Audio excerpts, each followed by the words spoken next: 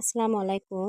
আজকে ৩টা বাবুকে নিয়ে ছাদে উঠেছিলাম কারণ বাচ্চারা একদম বোরিং হয়ে গেছে ঘরের মধ্যে থাকতে থাকতে। কারণ তাদের বাহিরে নিয়ে যাওয়ার মতো কোনো লোক নেই।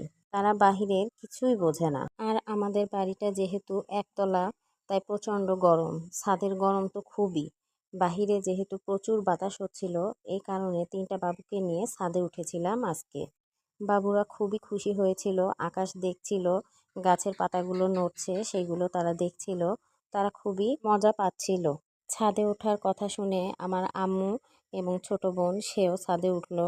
আর আমাদের বিকালে নাস্তা করার অভ্যাস আছে সবারই, তাই কিছু নাস্তা ছাদে নিয়ে গেলাম। এখানে পাউরুটি আর জেলি ছিল। এর আগে ঘরের ভিতরে আমরা জাম মাখা খেয়েছি, আর আমার মেয়ে কেক খেয়েছে। ছাদে ওঠার পরে আমার মেয়ে তো খুবই খুশি, সে এদিক ওদিক ছুটে বেড়াচ্ছিল। যেহেতু ছাদে রেলিং দেওয়া নাই, এই জন্য ওকে মানা করছি যেন ছাদের ধারে না যায়। আর এখন প্রায় প্রতিদিনই বৃষ্টি হচ্ছে কম বেশি। ছাদের উপরে একদমই শ্যাওলা পড়ে আছে, তাই স্লিপ করে পড়ে যেতে পারে। আর দুই ছেলেকে দেখালাম স্কুলের মাঠ, কারণ আমার বাড়ি একদমই হাই স্কুল প্রাইমারি স্কুলের মাঠের সাথে।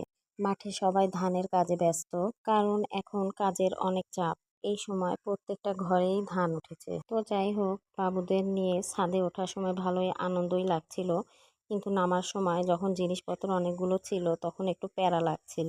সারাদিন প্রচণ্ড ব্যস্ত থাকি, একটুও বাচ্চাদের সময় ঠিক মতো আমি দিতেই পারি না, কারণ সারাদিন স্কুলে থাকতে হয়।